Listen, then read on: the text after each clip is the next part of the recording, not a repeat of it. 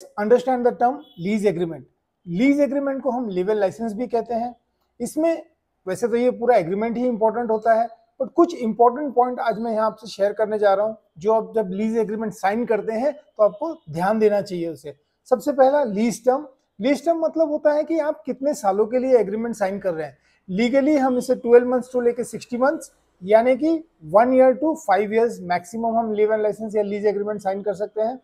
जितना छोटा एग्रीमेंट मतलब जल्दी ऑफिस वेकेट होने वाला है, और जो लॉन्ग टर्म का एग्रीमेंट साइन करता है मतलब आपको एक अच्छा लॉन्ग टर्म के लिए क्लाइंट मिल गया है। Second, rent and deposit. ये दोनों चीजें के ऊपर हमें बहुत ध्यान से रखना चाहिए जब हम लीव एंड एग्रीमेंट साइन कर रहे हैं।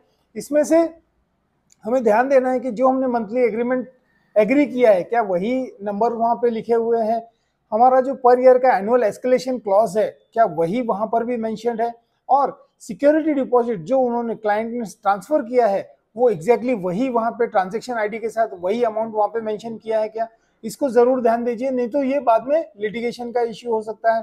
थर्ड जो इंपॉर्टेंट क्लॉज है दोस्तों, ये टेनेंट के लिए है। बेसिकली आपको चेक करना है कि आपका जो यूजेबल क्लॉज है, जो प्रॉपर्टी यूज क्लॉज है, वो आपके बिजनेस से सूट करता है कि नहीं। अगर वो कोई प्रॉपर्टी है जो F&B सैंक्शन नहीं है और वहां पे आप रेस्टोरेंट रन कर रहे हैं तो आपको तकलीफ हो सकती है।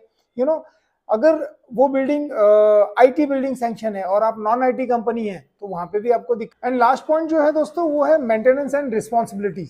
ये आपको ध्यान देना है कि जो प्रॉपर्टी आप रेंट पे ले रहे हैं उसको बाद में जो अंदर के फर्नीचर्स हैं या जो बिल्डिंग मेंटेनेंस है वो मेंटेनेंस किसके पास रहेगा, या ओनर के पास रहेगा या आपके पास रहेगा। या ये कुछ चीजें हैं जब आप लीवल लाइसेंस साइन करते हैं तो आपको जरूर ध्यान देना चाहिए। ये पॉइंट्स आपको फ्यूचर में आने वाली तकलीफों से बचा सकते हैं।